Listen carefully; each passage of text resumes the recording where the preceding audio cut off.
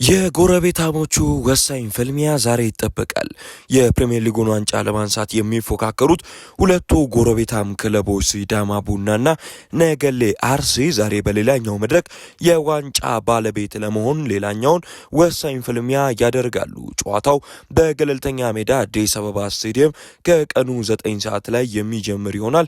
ሁለቱም በጨዋታው አሸናፊ ለመሆን መዘጋጀታቸውንም እየገለጹ ይገኛሉ።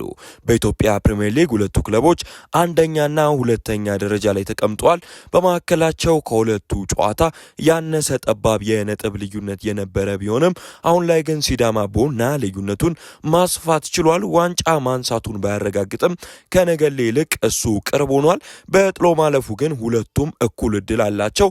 ሲዳማ ቡና በፕሪሚየር ሊጉ ዋንጫን ባያረጋግጥም እድሉ ሙሉ ለሙሉ በራሱ እጅ አድርጓል።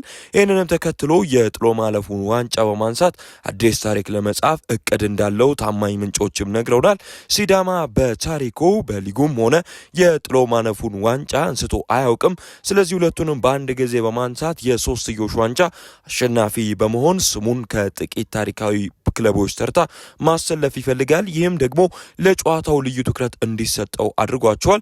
ነገሌ አርሲዎችም በጥቃቅን ስህተት ለደጋፊዎቻቸው አሳይተው የነሱትን የሊጉን ዋንጫ በጥሎ ማለፍ ለመካስ ቆርጠው መዘጋጀታቸው ተሰምቷል። ነገሌዎች በኢትዮጵያ ጥሎ ማለፍ እስከ ፍጻሜ ግማሽ ሲደርሱ ለመጀመሪያ ጊዜ ሲሆን እስከ ፍጻሜው ለመዝለቅሙ ዋንጫውን የማንሳት ከፍተኛ ፍላጎት አላቸው። እናም ወሳኙን ትልቁን ጨዋታ ዛሬ ከፕሪሚየር ሊጉ መሪ ጋር የምናደርገው ሲሉ ስሙ ለጊዜው እንዲጠቀስ ያልፈለገ የቡድኑ ወሳኝ ተጫዋች ተናግሯል። ብዙዎችም የሁለቱ አሸናፊ የጥሎ ማለፉን ዋንጫ ያነሳል እያሉ ነው። በእርግጥም ዛሬ የሚገናኙት በፕሪሚየር ሊጉ ምርጥ ብቃት ላይ የሚገኙት ነገሌ አርሲና ሲዳማ ቡና ናቸው።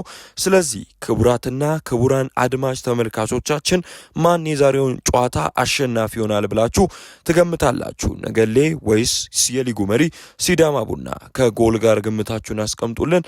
ቻናላችንን ላይክ እና ሰብስክራይብ ስለምታደርጉ እናመሰግናለን። ቸር ቆዩልን።